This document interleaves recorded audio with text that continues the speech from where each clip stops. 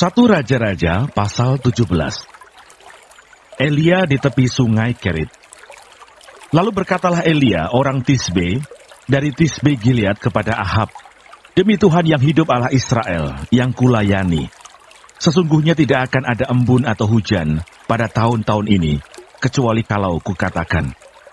Kemudian datanglah firman Tuhan kepadanya, "Pergilah dari sini, berjalanlah ke timur, dan bersembunyilah di tepi sungai Kerit, di sebelah timur sungai Yordan. Engkau dapat minum dari sungai itu, dan burung-burung gagak telah kuperintahkan untuk memberi makan engkau di sana." Lalu ia pergi dan ia melakukan seperti firman Tuhan. Ia pergi dan diam di tepi sungai Kerit, di sebelah timur sungai Yordan. Pada waktu pagi dan petang, burung-burung gagak membawa roti dan daging kepadanya, dan ia minum dari sungai itu. Elia dan janda di Sarfat. Tetapi sesudah beberapa waktu, sungai itu menjadi kering, sebab hujan tiada turun di negeri itu. Maka datanglah firman Tuhan kepada Elia, "Bersiaplah, pergi ke Sarfat, yang termasuk wilayah Sidon, dan diamlah di sana. Ketahuilah, aku telah memerintahkan seorang janda untuk memberi engkau makan." Sesudah itu ia bersiap, lalu pergi ke Sarfat. Setelah ia sampai ke pintu gerbang kota itu, tampaklah di sana seorang janda sedang mengumpulkan kayu api. Ia berseru kepada perempuan itu, katanya, "Cobalah ambil bagiku sedikit air dalam kendi, supaya aku minum."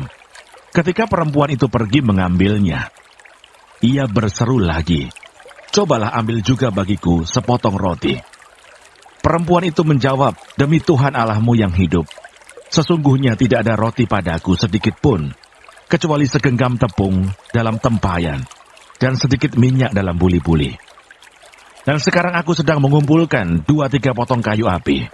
Kemudian aku mau pulang dan mengolahnya bagiku dan bagi anakku. Dan setelah kami memakannya, maka kami akan mati." Tetapi Elia berkata kepadanya, "Janganlah takut, pulanglah. Buatlah seperti yang kau katakan. Tetapi buatlah lebih dahulu bagiku sepotong roti bundar kecil daripadanya, dan bawalah kepadaku. Kemudian barulah kau buat bagimu dan bagi anakmu. Sebab beginilah firman Tuhan Allah Israel, tepung dalam tempayan itu tidak akan habis, dan minyak dalam buli-buli itu pun tidak akan berkurang, sampai pada waktu Tuhan memberi hujan ke atas muka bumi." Lalu pergilah perempuan itu dan berbuat seperti yang dikatakan Elia. Maka perempuan itu dan dia, serta anak perempuan itu, mendapat makan beberapa waktu lamanya. Tepung dalam tempayan itu tidak habis, dan minyak dalam buli-buli itu tidak berkurang, seperti firman Tuhan yang diucapkannya dengan perantaraan Elia. Sesudah itu anak dari perempuan pemilik rumah itu jatuh sakit, dan sakitnya itu sangat keras, sampai tidak ada nafasnya lagi. Kata perempuan itu kepada Elia, "Apakah maksudmu datang kemari, ya abdi Allah? Singgahkah engkau kepadaku untuk mengingatkan kesalahanku dan untuk menyebabkan anakku mati?" Kata Elia kepadanya, "Berikanlah anakmu itu kepadaku." Elia mengambilnya dari pangkuan perempuan itu dan membawanya naik ke kamarnya di atas dan membaringkan anak itu di tempat tidurnya. Sesudah itu ia berseru kepada Tuhan, katanya, "Ya Tuhan Allahku, apakah engkau menimpakan kemalangan ini atas janda ini juga, yang menerima aku sebagai penumpang dengan membunuh anaknya?"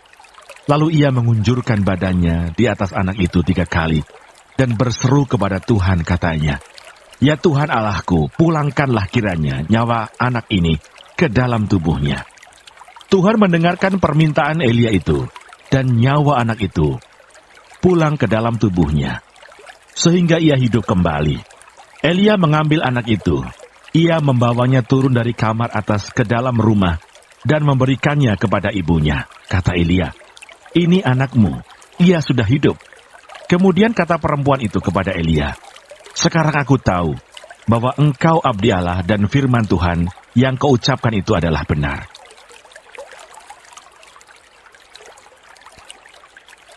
1 Raja-Raja pasal 18. Obadya pegawai Ahab bertemu dengan Elia. Dan sesudah beberapa lama, datanglah firman Tuhan kepada Elia dalam tahun yang ketiga. "Pergilah, perlihatkanlah dirimu kepada Ahab, sebab aku hendak memberi hujan ke atas muka bumi. Lalu pergilah Elia memperlihatkan diri kepada Ahab. Adapun kelaparan itu berat di Samaria.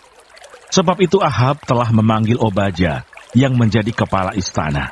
Obadya itu seorang yang sungguh-sungguh takut akan Tuhan. Karena pada waktu Izebel melenyapkan nabi-nabi Tuhan, Obadya mengambil 100 orang nabi, lalu menyembunyikan mereka 50-50 sekelompok dalam gua, dan mengurus makanan dan minuman mereka. Ahab berkata kepada Obadya, "Jelajahilah negeri ini, dan pergi ke segala mata air dan ke semua sungai. Barangkali kita menemukan rumput, sehingga kita dapat menyelamatkan kuda dan bagal, dan tidak usah kita memotong seekor pun dari hewan itu." Lalu mereka membagi-bagi tanah itu untuk menjelajahinya. Ahab pergi seorang diri ke arah yang satu, dan Obadya pergi ke arah yang lain. Sedang Obadya di tengah jalan, ia bertemu dengan Elia. Setelah mengenali dia, ia sujud serta bertanya, "Engkaukah ini, hai tuanku Elia?" Jawab Elia kepadanya, "Benar. Pergilah, katakan kepada tuanmu, Elia ada." Tetapi jawab Obadya, "Apakah dosa yang telah kuperbuat? Maka engkau hendak menyerahkan hambamu ini kepada Ahab, supaya aku dibunuhnya? Demi Tuhan Allahmu yang hidup, sesungguhnya tidak ada bangsa atau kerajaan yang tidak didatangi suruhan tuanku Ahab untuk mencari engkau. Dan apabila orang berkata, ia tidak ada, maka ia menyuruh kerajaan atau bangsa itu bersumpah bahwa engkau tidak ditemukan di sana. Dan sekarang engkau berkata, pergilah, katakan kepada tuanmu Elia ada. Mungkin terjadi apabila aku sudah pergi daripadamu, Roh Tuhan mengangkat engkau ke tempat yang tidak kuketahui. Kalau aku sampai kepada Ahab untuk memberitahukannya, dan engkau tidak didapatinya, tentulah ia akan membunuh aku. Padahal hambamu ini dari sejak kecil takut akan Tuhan. Tidakkah diberitahukan kepada tuanku apa yang telah kulakukan pada waktu Izebel membunuh nabi-nabi Tuhan? Bagaimana aku menyembunyikan 100 orang nabi-nabi Tuhan dalam gua, 50-50 sekelompok, dan mengurus makanan dan minuman mereka. Dan sekarang, mengapa engkau ini berkata, pergilah, katakan kepada tuanmu, Elia ada. Ia pasti akan membunuh aku. Jawab Elia, demi Tuhan semesta alam yang hidup, yang kulayani, sesungguhnya hari ini juga, aku akan memperlihatkan diri kepadanya. Elia bertemu dengan Ahab. Lalu pergilah Obadya menemui Ahab dan memberitahukan hal itu kepadanya. Kemudian Ahab pergi menemui Elia. Segera sesudah Ahab melihat Elia, ia berkata kepadanya, "Engkaukah itu yang mencelakakan Israel?" Jawab Elia kepadanya, "Bukan aku yang mencelakakan Israel, melainkan engkau ini dan kaum keluargamu. Sebab kamu telah meninggalkan perintah-perintah Tuhan, dan engkau ini telah mengikuti para Baal. Sebab itu suruhlah mengumpulkan seluruh Israel ke Gunung Karmel, juga nabi-nabi Baal yang 450 orang itu, dan nabi-nabi Asyera yang 400 itu, yang mendapat makan dari meja istana Izebel." Elia di Gunung Karmel. Ahab mengirim orang ke seluruh Israel dan mengumpulkan nabi-nabi itu ke Gunung Karmel. Lalu Elia mendekati seluruh rakyat itu dan berkata, "Berapa lama lagi kamu berlaku timpang dan bercabang hati? Kalau Tuhan itu Allah, ikutilah dia, dan kalau Baal, ikutilah dia." Tetapi rakyat itu tidak menjawabnya sepatah kata pun. Lalu Elia berkata kepada rakyat itu, "Hanya aku seorang diri yang tinggal sebagai nabi Tuhan. Padahal nabi-nabi Baal itu ada 450 orang banyaknya. Namun baiklah diberikan kepada kami 2 ekor lembu jantan. Biarlah mereka memilih seekor lembu, memotong-motongnya, menaruhnya ke atas kayu api, tetapi mereka tidak boleh menaruh api. Aku pun akan mengolah lembu yang seekor lagi, meletakkannya ke atas kayu api, dan juga tidak akan menaruh api. Kemudian biarlah kamu memanggil nama Allahmu, dan aku pun akan memanggil nama Tuhan. Maka Allah yang menjawab dengan api, dialah Allah." Seluruh rakyat menyaut katanya, "Baiklah demikian."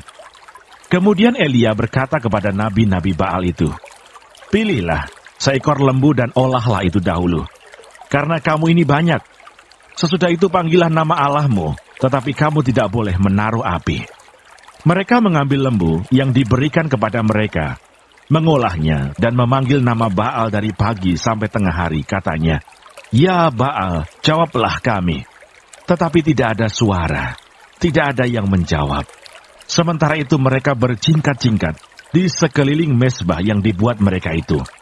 Pada waktu tengah hari, Elia mulai mengejek mereka, katanya, "Panggillah lebih keras, bukankah dia Allah? Mungkin ia merenung, mungkin ada urusannya, mungkin ia bepergian, barangkali ia tidur dan belum terjaga." Maka mereka memanggil lebih keras, serta menoreh-noreh dirinya dengan pedang dan tombak, seperti kebiasaan mereka, sehingga darah bercucuran dari tubuh mereka. Sesudah lewat tengah hari, mereka kerasukan sampai waktu mempersembahkan korban petang, tetapi tidak ada suara, tidak ada yang menjawab, tidak ada tanda perhatian. Kata Elia kepada seluruh rakyat itu, "Datanglah dekat kepadaku." Maka mendekatlah seluruh rakyat itu kepadanya. Lalu ia memperbaiki mezbah Tuhan yang telah diruntuhkan itu. Kemudian Elia mengambil 12 batu, menurut jumlah suku keturunan Yakub. Kepada Yakub ini telah datang firman Tuhan, "Engkau akan bernama Israel." Ia mendirikan batu-batu itu menjadi mezbah demi nama Tuhan, dan membuat suatu parit sekeliling mezbah itu, yang dapat memuat 2 sukat benih. Ia menyusun kayu api, memotong lembu itu, dan menaruh potongan-potongannya di atas kayu api itu. Sesudah itu ia berkata, "Penuhilah 4 buyung dengan air, dan tuangkan ke atas korban bakaran, dan ke atas kayu api itu." Kemudian katanya, "Buatlah begitu untuk kedua kalinya." Dan mereka berbuat begitu untuk kedua kalinya. Kemudian katanya, "Buatlah begitu untuk ketiga kalinya." Dan mereka berbuat begitu untuk ketiga kalinya, sehingga air mengalir sekeliling mezbah itu. Bahkan parit itu pun penuh dengan air. Kemudian pada waktu mempersembahkan korban petang, tampillah Nabi Elia dan berkata, "Ya Tuhan Allah Abraham, Ishak dan Israel, pada hari ini biarlah diketahui orang bahwa Engkaulah Allah di tengah-tengah Israel, dan bahwa aku ini hamba-Mu, dan bahwa atas firman-Mu lah aku melakukan segala perkara ini. Jawablah aku ya Tuhan, jawablah aku, supaya bangsa ini mengetahui bahwa Engkaulah Allah ya Tuhan, dan Engkaulah yang membuat hati mereka tobat kembali." Lalu turunlah api Tuhan menyambar habis korban bakaran, kayu api, batu, dan tanah itu. Bahkan air yang dalam parit itu habis dijilatnya. Ketika seluruh rakyat melihat kejadian itu, sujudlah mereka serta berkata, "Tuhan, dialah Allah. Tuhan, dialah Allah." Kata Elia kepada mereka, "Tangkaplah nabi-nabi Baal itu. Seorang pun dari mereka tidak boleh luput." Setelah ditangkap, Elia membawa mereka ke sungai Kison dan menyembelih mereka di sana. Kemudian berkatalah Elia kepada Ahab, "Pergilah, makanlah dan minumlah, sebab bunyi derau hujan sudah kedengaran." Lalu Ahab pergi untuk makan dan minum. Tetapi Elia naik ke puncak Gunung Karmel. Lalu ia membungkuk ke tanah dengan mukanya di antara kedua lututnya. Setelah itu ia berkata kepada bujangnya, "Naiklah ke atas, lihatlah ke arah laut." Bujang itu naik ke atas. Ia melihat dan berkata, "Tidak ada apa-apa." Kata Elia, "Pergilah sekali lagi." Demikianlah sampai 7 kali. Pada ke-7 kalinya berkatalah bujang itu, "Wah, awan kecil sebesar telapak tangan timbul dari laut." Lalu kata Elia, "Pergilah, katakan kepada Ahab, pasang keretamu dan turunlah, jangan sampai engkau terhalang oleh hujan." Maka dalam sekejap mata langit menjadi kelam oleh awan badai. Lalu turunlah hujan yang lebat. Ahab naik kereta, lalu pergi ke Yisrael. Tetapi kuasa Tuhan berlaku atas Elia. Ia mengikat pinggangnya dan berlari mendahului Ahab sampai ke jalan yang menuju Yisrael. 1 Raja-Raja pasal 19. Elia ke Gunung Horeb. Ketika Ahab memberitahukan kepada Isabel segala yang dilakukan Elia, dan perihal Elia membunuh semua nabi itu dengan pedang, maka Isabel menyuruh seorang suruhan mengatakan kepada Elia, Beginilah kiranya para Allah menghukum aku. Bahkan lebih lagi daripada itu, jika besok kira-kira pada waktu ini, aku tidak membuat nyawamu sama seperti nyawa salah seorang dari mereka itu, maka takutlah ia, lalu bangkit dan pergi menyelamatkan nyawanya. Dan setelah sampai ke Berseba, yang termasuk wilayah Yehuda, ia meninggalkan bujangnya di sana. Tetapi ia sendiri masuk ke padang gurun sehari perjalanan jauhnya, lalu duduk di bawah sebuah pohon arar. Kemudian ia ingin mati, katanya. Cukuplah itu, sekarang ya Tuhan, ambillah nyawaku, sebab aku ini tidak lebih baik daripada nenek moyangku. Sesudah itu ia berbaring dan tidur di bawah pohon arar itu. Tetapi tiba-tiba seorang malaikat menyentuh dia, serta berkata kepadanya, "Bangunlah, makanlah." Ketika ia melihat sekitarnya, maka pada sebelah kepalanya ada roti bakar dan sebuah kendi berisi air. Lalu ia makan dan minum, kemudian berbaring pula. Tetapi malaikat Tuhan datang untuk kedua kalinya dan menyentuh dia serta berkata, "Bangunlah, makanlah, sebab kalau tidak, perjalananmu nanti terlalu jauh bagimu." Maka bangunlah ia, lalu makan dan minum. Dan oleh kekuatan makanan itu, ia berjalan 40 hari, 40 malam lamanya, sampai ke gunung Allah, yakni Gunung Horeb. Allah menyatakan diri di Gunung Horeb. Di sana masuklah ia ke dalam sebuah gua dan bermalam di situ. Maka firman Tuhan datang kepadanya demikian, "Apakah kerjamu di sini, hai Elia?" Jawabnya, "Aku bekerja segiat-giatnya bagi Tuhan, Allah semesta alam, karena orang Israel meninggalkan perjanjianmu, meruntuhkan mezbah-mezbahmu, dan membunuh nabi-nabimu dengan pedang. Hanya aku seorang dirilah yang masih hidup, dan mereka ingin mencabut nyawaku." Lalu firman-Nya, "Keluarlah dan berdiri di atas gunung itu di hadapan Tuhan." Maka Tuhan lalu, angin besar dan kuat, yang membelah gunung-gunung dan memecahkan bukit-bukit batu, mendahului Tuhan. Tetapi tidak ada Tuhan dalam angin itu. Dan sesudah angin itu datanglah gempa. Tetapi tidak ada Tuhan dalam gempa itu. Dan sesudah gempa itu datanglah api. Tetapi tidak ada Tuhan dalam api itu. Dan sesudah api itu datanglah bunyi angin sepoi-sepoi basah. Segera sesudah Elia mendengarnya, ia menyelubungi mukanya dengan jubahnya, lalu pergi keluar dan berdiri di pintu gua itu. Maka datanglah suara kepadanya yang berbunyi, "Apakah kerjamu di sini, hai Elia?" Jawabnya, "Aku bekerja segiat-giatnya bagi Tuhan, Allah semesta alam, karena orang Israel meninggalkan perjanjianmu, meruntuhkan mezbah-mezbahmu, dan membunuh nabi-nabimu dengan pedang. Hanya aku seorang dirilah yang masih hidup, dan mereka ingin mencabut nyawaku." Firman Tuhan kepadanya, "Pergilah, kembalilah ke jalanmu melalui padang gurun ke Damsyik, dan setelah engkau sampai, engkau harus mengurapi Hazael menjadi raja atas Aram. Juga Yehu, cucu Nimsi, haruslah kau urapi menjadi raja atas Israel. Dan Elisa bin Safat dari Abel Mehola harus kau urapi menjadi nabi menggantikan engkau. Maka siapa yang terluput dari pedang Hazael akan dibunuh oleh Yehu, dan siapa yang terluput dari pedang Yehu akan dibunuh oleh Elisa. Tetapi aku akan meninggalkan 7.000 orang di Israel, yakni semua orang yang tidak sujud menyembah Baal, dan yang mulutnya tidak mencium dia." Elisa terpanggil. Setelah Elia pergi dari sana, ia bertemu dengan Elisa bin Safat, yang sedang membajak 12 pasang lembu, sedang ia sendiri mengebudikan yang ke-12. Ketika Elia lalu dari dekatnya, ia melemparkan jubahnya kepadanya. Lalu Elisa meninggalkan lembu itu dan berlari mengikuti Elia, katanya, "Biarkanlah aku mencium ayahku dan ibuku dahulu, lalu aku akan mengikuti engkau." Jawabnya kepadanya, "Baiklah, pulang dahulu, dan ingatlah apa yang telah kuperbuat kepadamu." Lalu berbaliklah ia daripada Elia. Ia mengambil pasangan lembu itu, menyembelihnya, dan memasak dagingnya dengan bajak lembu itu sebagai kayu api. Ia memberikan daging itu kepada orang-orangnya. Kemudian makanlah mereka. Sesudah itu, Bersiaplah ia, lalu mengikuti Elia dan menjadi pelayannya.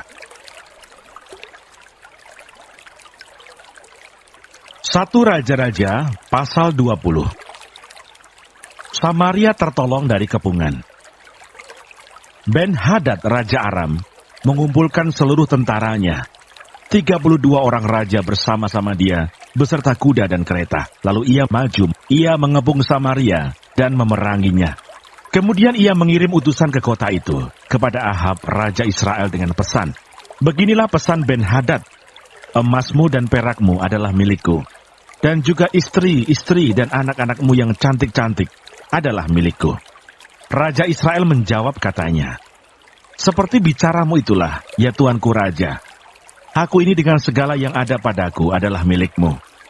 Sesudah itu, utusan-utusan itu kembali dan berkata, "Beginilah pesan Ben-Hadad. Memang aku telah menyuruh orang kepadamu mengatakan, emas dan perakmu, istri-istri dan anak-anakmu harus kau serahkan kepadaku. Tetapi besok kira-kira pada waktu ini, aku akan menyuruh pegawai-pegawaiku kepadamu, dan mereka akan menggeledah rumahmu dan rumah pegawai-pegawaimu. Maka segala yang mereka lihat dan ingini akan mereka ambil dan mereka bawa." Lalu Raja Israel memanggil semua tua-tua negeri itu dan berkata, "Camkanlah, orang ini mengikhtiarkan kecelakaan kita, sebab ia telah menyuruh orang kepadaku, meminta istri-istriku, anak-anakku, emas dan perakku, dan aku tidak menolak memberikannya kepadanya." Lalu kata semua tua-tua dan segenap rakyat itu kepadanya, "Jangan dengarkan, jangan luluskan." Sebab itu ia berkata kepada utusan-utusan Ben-Hadad, "Katakanlah kepada tuanku raja, segala yang pertama kali kau suruhkan kepada hambamu ini, aku akan melakukannya. Tetapi tuntutan yang kemudian ini tidak dapat kupenuhi." Lalu pergilah utusan-utusan itu dan menyampaikan jawab itu kepada Ben-Hadad. Ben-Hadad menyuruh orang kepada Ahab dengan pesan, "Beginilah kiranya para Allah menghukum aku, bahkan lebih lagi daripada itu, jika rakyat yang mengikut aku masih dapat menjemput segenggam penuh debu puing Samaria." Tetapi Raja Israel menjawab katanya, "Katakanlah, orang yang baru menyandangkan pedang, janganlah memegahkan diri seperti orang yang sudah menanggalkannya." Segera sesudah Ben-Hadad mendengar perkataan itu, pada waktu ia sedang minum-minum dengan raja-raja di pondok, berkatalah ia kepada pegawai-pegawainya, "Aturlah barisanmu." Lalu mereka mengatur barisannya melawan kota itu. Tetapi tiba-tiba tampillah seorang nabi kepada Ahab Raja Israel, serta berkata, "Beginilah firman Tuhan, sudahkah kau lihat semua orang yang sangat ramai itu? Bahwasanya pada hari ini, aku akan menyerahkan mereka ke dalam tanganmu, supaya engkau tahu bahwa akulah Tuhan." Lalu bertanyalah Ahab, "Dengan bantuan siapa?" Jawabnya, "Beginilah firman Tuhan, dengan bantuan orang-orang muda pengiring kepala-kepala daerah." Tanyanya pula, "Siapakah yang akan memulai perang?" Jawabnya, "Engkau." Kemudian ia menghitung jumlah orang-orang muda pengiring kepala-kepala daerah itu. Ada 232 orang banyaknya. Dan sesudah mereka itu, ia menghitung jumlah seluruh rakyat, yakni segenap orang Israel. Ada 7.000 orang banyaknya. Lalu mereka maju menyerang pada waktu tengah hari, sementara Ben-Hadad minum-minum sampai mabuk di pondoknya, bersama-sama dengan ke-32 raja yang membantunya. Ketika orang-orang muda pengiring kepala-kepala daerah itu maju menyerang lebih dahulu, maka Ben-Hadad menyuruh orang menyelidiknya, dan mereka memberitahukan kepadanya demikian, "Ada orang-orang maju menyerang dari Samaria." Lalu katanya, "Entah mereka datang dengan maksud damai, entah dengan maksud perang, tangkaplah mereka hidup-hidup." Sementara itu keluarlah mereka itu dari dalam kota, yakni orang-orang muda pengiring kepala-kepala daerah, dan juga tentara yang mengikuti mereka. Lalu mereka masing-masing membunuh lawan yang dihadapinya, sehingga orang Aram itu melarikan diri dan dikejar oleh orang Israel. Tetapi Ben-Hadad Raja Aram dapat meluputkan diri dengan naik kuda, beserta sejumlah orang berkuda. Juga Raja Israel maju, lalu memusnahkan kuda dan kereta itu, dan mendatangkan kekalahan yang besar kepada orang Aram. Lalu tampillah nabi itu kepada Raja Israel dan berkata kepadanya, "Baiklah, kuatkanlah hatimu, pertimbangkanlah dan pikirkanlah apa yang harus kau perbuat. Sebab pada pergantian tahun, Raja Aram akan maju menyerang engkau." Pertempuran dekat kota Afek. Pegawai-pegawai Raja Aram berkata kepadanya, "Allah mereka ialah Allah gunung. Itulah sebabnya mereka lebih kuat daripada kita. Tetapi apabila kita berperang melawan mereka di tanah rata, pastilah kita lebih kuat daripada mereka. Bertindaklah begini, pecatlah raja-raja itu masing-masing dari kedudukannya, dan angkatlah bupati-bupati menggantikan mereka.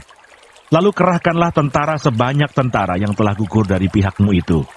Demikian pula kuda dan kereta sebanyak yang dahulu. Marilah kita berperang melawan mereka di tanah rata. Pastilah kita lebih kuat daripada mereka." Raja mendengarkan usul mereka dan bertindak demikian.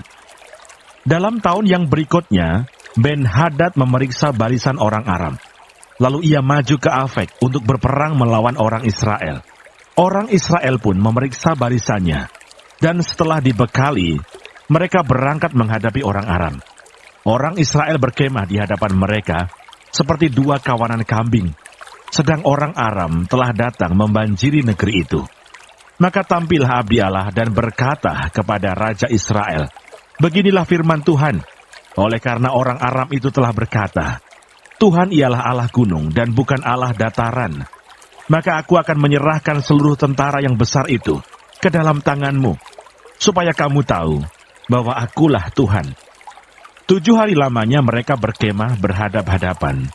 Tetapi pada hari yang ke-7, mulailah pertempuran. Dan pada suatu hari orang Israel menewaskan 100.000 orang berjalan kaki dari orang Aram itu. Orang-orang yang masih tinggal melarikan diri ke Afek, ke dalam kota.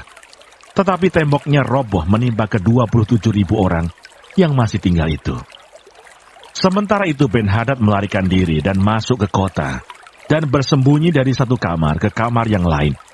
Lalu berkatalah pegawai-pegawainya kepadanya, "Ketahuilah, kami telah mendengar bahwa raja-raja kaum Israel itu adalah raja-raja pemurah.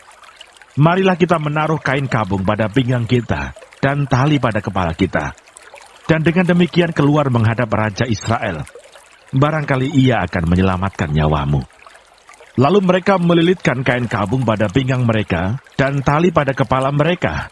Kemudian mereka pergi menghadap Raja Israel sambil berkata, "Hambamu Ben-Hadad berkata, kiranya tuanku membiarkan aku hidup." Jawabnya, "Masih hidupkah dia?" "Dia saudaraku." Orang-orang itu menganggap hal itu sebagai tanda yang baik. Maka segeralah mereka berpegang pada perkataannya itu, lalu berkata, "Memang saudaramu Ben-Hadad." Sesudah itu berkatalah Ahab, "Pergilah, ambil dia." Jadi keluarlah Ben-Hadad, mendapatkan dia, lalu diajak naik ke atas kereta. Kata Ben-Hadad kepadanya, "Kota-kota yang telah diambil bapakku dari pihak bapamu akan kukembalikan. Engkau boleh juga membuat pasar bagimu di Damsyik, seperti yang dibuat bapakku di Samaria. Dan aku sendiri," kata Ahab, "akan membiarkan engkau pergi dengan perjanjian." Lalu ia mengadakan perjanjian dengan dia dan membiarkannya pergi. Nubuat tentang hukuman yang akan menimpa Ahab. Seorang dari rombongan nabi berkata kepada temannya atas perintah Tuhan, "Pukullah aku." Tetapi orang itu menolak memukulnya. Lalu ia berkata kepadanya, "Oleh sebab engkau tidak mendengarkan suara Tuhan, ketahuilah, apabila engkau pergi daripadaku, seekor singa akan menerkam engkau. Dan ketika orang itu pergi daripadanya, maka seekor singa bertemu dengan dia, lalu menerkam dia. Kemudian nabi itu bertemu dengan orang lain, lalu ia berkata, 'Pukullah aku.' Orang itu memukul dan meludahi dia. Sesudah itu nabi itu pergi dan berdiri menantikan raja di jalan, sambil menyamar dengan membubuh kain pembalut pada matanya. Pada waktu raja lewat, ia mengadukan halnya kepada raja, katanya, 'Ketika hambamu ini maju ke tengah pertempuran, tiba-tiba ada seorang meninggalkan barisan dan membawa seorang kepadaku sambil berkata, "Jagalah orang ini." Jika ia hilang dengan cara bagaimanapun juga, maka nyawamu adalah ganti nyawanya, atau engkau harus membayar setalenta perak. Ketika hambamu ini repot sana-sini, orang itu menghilang. Kemudian Raja Israel itu berkata kepadanya, begitu jugalah hukumanmu, engkau sendiri telah menetapkannya. Lalu segeralah ia membuka kain pembalut itu dari matanya, sehingga Raja Israel mengenali dia sebagai seorang dari rombongan nabi. Kata nabi itu kepadanya, beginilah firman Tuhan, oleh karena engkau telah membiarkan lolos orang yang dikhususkan bagiku untuk ditumpas, maka nyawamu adalah ganti nyawanya, dan rakyatmu ganti rakyatnya. Lalu Raja Israel pergi ke istananya dengan kesal hati dan gusar. Maka sampailah ia di Samaria. 1 Raja-Raja pasal 21. Kebun anggur Nabot. Sesudah itu terjadilah hal yang berikut. Nabot orang Yisrael mempunyai kebun anggur di Yisrael, di samping istana Ahab, Raja Samaria. Berkatalah Ahab kepada Nabot, berikanlah kepadaku kebun anggurmu itu, supaya kujadikan kebun sayur, sebab letaknya dekat rumahku. Aku akan memberikan kepadamu kebun anggur yang lebih baik daripada itu sebagai gantinya. Atau jikalau engkau lebih suka, aku akan membayar harganya kepadamu dengan uang. Jawab Nabot kepada Ahab, kiranya Tuhan menghindarkan aku daripada memberikan milik pusaka nenek moyangku kepadamu. Lalu masuklah Ahab ke dalam istananya dengan kesal hati dan gusar, karena perkataan yang dikatakan Nabot orang Israel itu kepadanya. Tidak akan kuberikan kepadamu milik pusaka nenek moyangku. Maka berbaringlah ia di tempat tidurnya, dan menelengkupkan mukanya, dan tidak mau makan. Lalu datanglah Isabel istrinya dan berkata kepadanya, apa sebabnya hatimu kesal, sehingga engkau tidak makan? Lalu jawabnya kepadanya, sebab aku telah berkata kepada Nabot orang Israel itu, berikanlah kepadaku kebun anggurmu dengan bayaran uang, atau jika engkau lebih suka, aku akan memberikan kebun anggur kepadamu sebagai gantinya. Tetapi sahutnya, tidak akan kuberikan kepadamu kebun anggurku itu. Kata Isabel istrinya kepadanya, bukankah engkau sekarang yang memegang kuasa raja atas Israel? Bangunlah, makanlah, dan biarlah hatimu gembira. Aku akan memberikan kepadamu kebun anggur Nabot orang Israel itu. Kemudian ia menulis surat atas nama Ahab, memeteraikannya dengan meterai raja, lalu mengirim surat itu kepada tua-tua dan pemuka-pemuka yang diam sekota dengan Nabot. Dalam surat itu ditulisnya demikian, maklumkanlah puasa, dan suruhlah Nabot duduk paling depan di antara rakyat. Suruh jugalah 2 orang dursila duduk menghadapinya, dan mereka harus naik saksi terhadap dia dengan mengatakan, engkau telah mengutuk Allah dan raja. Sesudah itu bawalah dia keluar dan lemparilah dia dengan batu sampai mati. Orang-orang sekotanya, yakni tua-tua dan pemuka-pemuka, yang diam di kotanya itu, melakukan seperti yang diperintahkan Isabel kepada mereka, seperti yang tertulis dalam surat yang dikirimkannya kepada mereka. Mereka memaklumkan puasa dan menyuruh Nabot duduk paling depan di antara rakyat.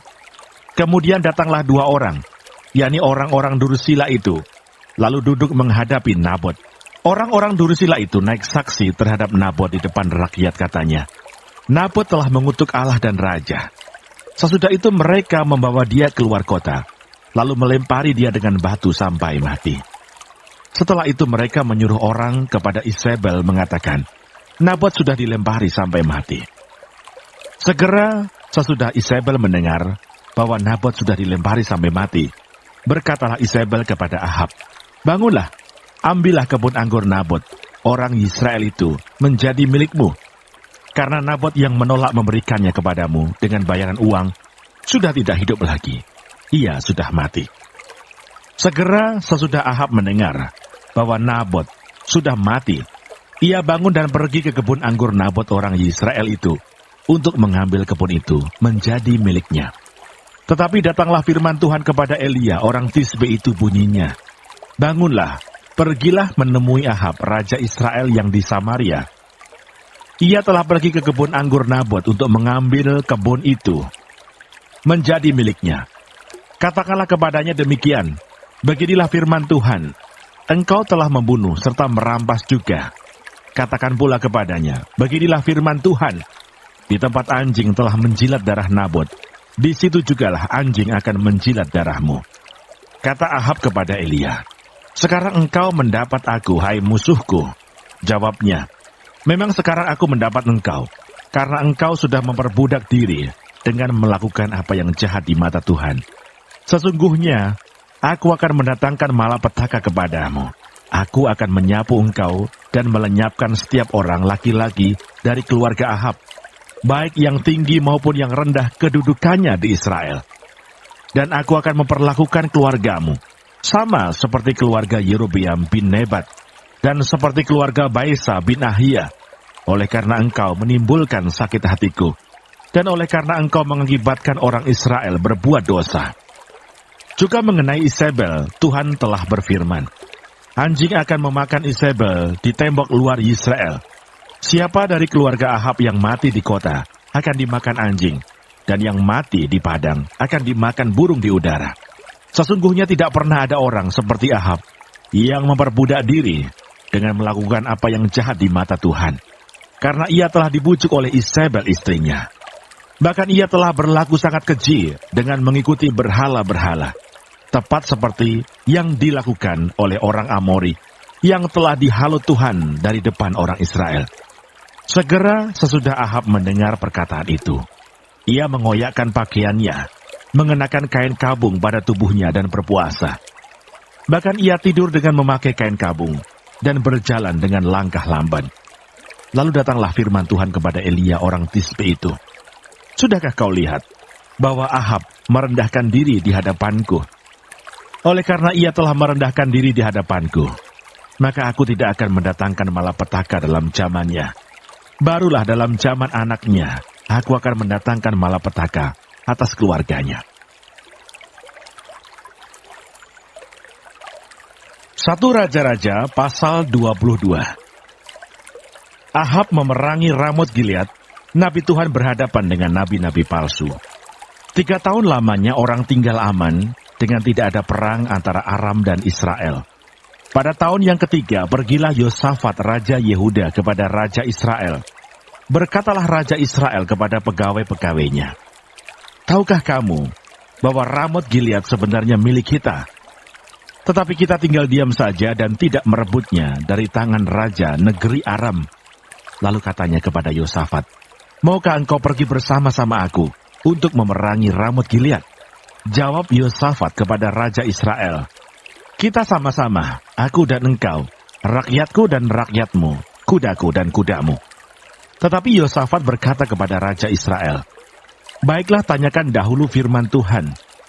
Lalu Raja Israel mengumpulkan para nabi, kira-kira 400 orang banyaknya. Kemudian bertanyalah ia kepada mereka, apakah aku boleh pergi berperang melawan Ramot Gilead, atau aku membatalkannya? Jawab mereka, majulah. Tuhan akan menyerahkannya ke dalam tangan raja. Tetapi Yosafat bertanya, tidak adakah lagi di sini seorang nabi Tuhan, supaya dengan perantaraannya kita dapat meminta petunjuk? Jawab Raja Israel kepada Yosafat, masih ada seorang lagi yang dengan perantaraannya dapat diminta petunjuk Tuhan. Tetapi aku membenci dia, sebab tidak pernah ia menubuatkan yang baik tentang aku, melainkan malapetaka. Orang itu ialah Mika bin Yimla, kata Yosafat. Janganlah raja berkata demikian.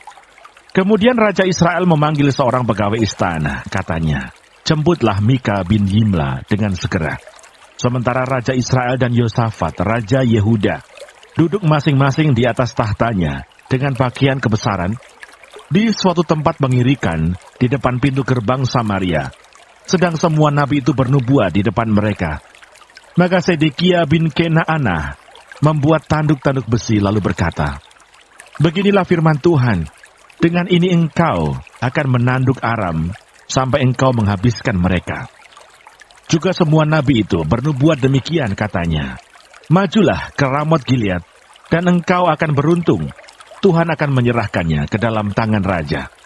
Suruhan yang pergi memanggil Mika itu berkata kepadanya, ketahuilah, nabi-nabi itu sudah sepakat meramalkan yang baik bagi raja. hendaklah engkau juga berbicara seperti salah seorang daripada mereka dan meramalkan yang baik. Tetapi Mika menjawab, demi Tuhan yang hidup, sesungguhnya apa yang difirmankan Tuhan kepadaku, itulah yang akan kukatakan. Setelah ia sampai kepada raja, bertanyalah raja kepadanya, Mika, apakah kami boleh pergi berperang melawan Ramot Gilead, atau kami membatalkannya? Jawabnya kepadanya, majulah, dan engkau akan beruntung, sebab Tuhan akan menyerahkannya ke dalam tangan raja. Tetapi raja berkata kepadanya, sampai berapa kali aku menyuruh engkau bersumpah, supaya engkau mengatakan kepadaku, tidak lain dari kebenaran demi nama Tuhan. Lalu jawabnya, telah kulihat seluruh Israel bercerai-berai di gunung-gunung, seperti domba-domba yang tidak mempunyai gembala. Sebab itu Tuhan berfirman, mereka ini tidak punya tuan. Baiklah masing-masing pulang ke rumahnya dengan selamat. Kemudian Raja Israel berkata kepada Yosafat, bukankah telah kukatakan kepadamu, tidak pernah ia menubuatkan yang baik tentang aku, melainkan hanya malapetaka. Kata Mika, sebab itu dengarkanlah firman Tuhan. Aku telah melihat Tuhan sedang duduk di atas tahtanya, dan segenap tentara surga berdiri di dekatnya, di sebelah kanannya dan di sebelah kirinya. Dan Tuhan berfirman, siapakah yang akan membujuk Ahab untuk maju berperang, supaya ia tewas di Ramot Gilead?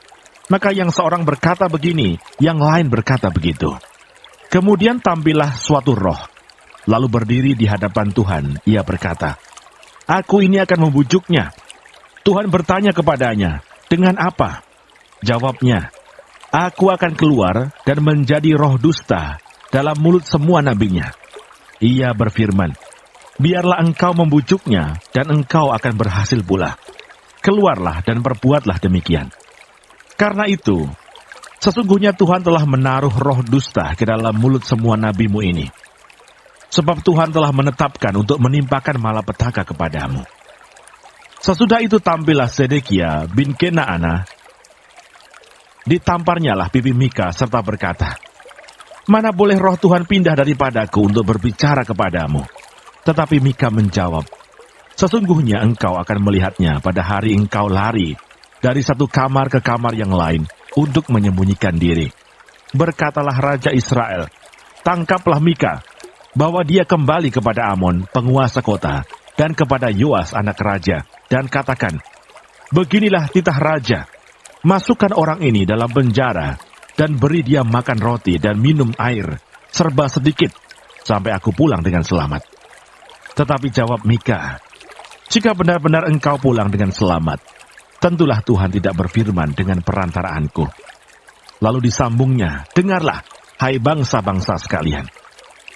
Sesudah itu majulah Raja Israel dengan Yosafat Raja Yehuda ke Ramot Gilead. Raja Israel berkata kepada Yosafat, aku akan menyamar dan masuk pertempuran, tetapi engkau pakailah pakaian kebesaranmu. Lalu menyamarlah Raja Israel, kemudian masuk ke pertempuran. Adapun Raja negeri Aram telah memberi perintah kepada para panglima pasukan keretanya, 32 orang banyaknya demikian. Janganlah kamu berperang melawan sembarang orang, melainkan melawan Raja Israel saja.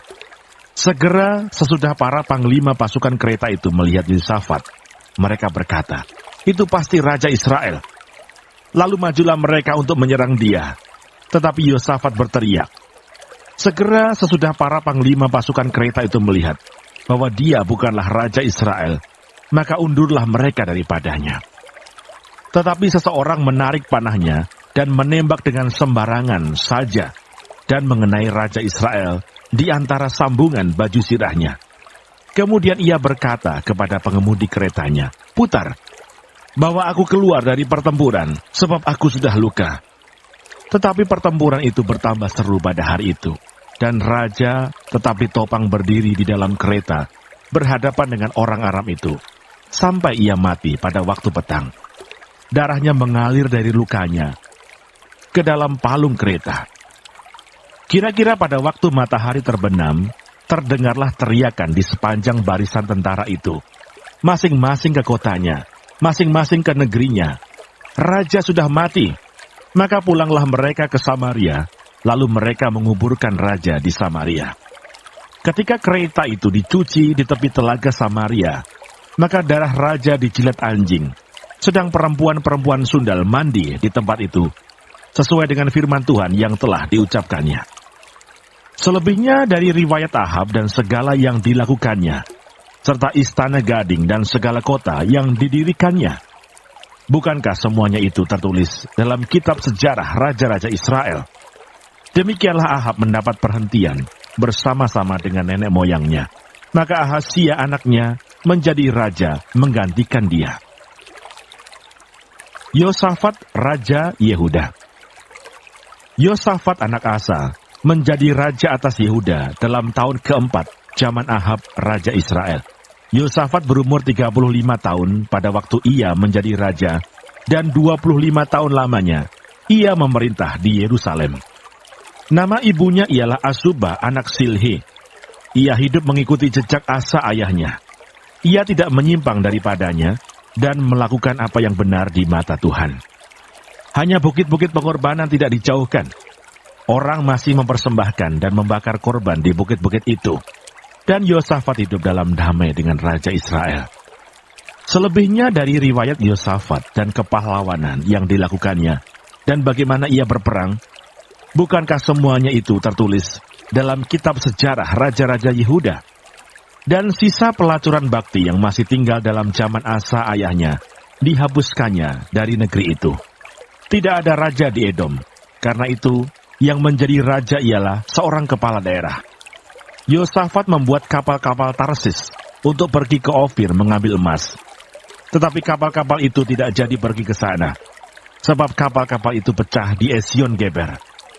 Pada waktu itu Ahazia anak Ahab berkata kepada Yosafat, "Baiklah anak buahku pergi bersama-sama anak buahmu dengan kapal-kapal itu."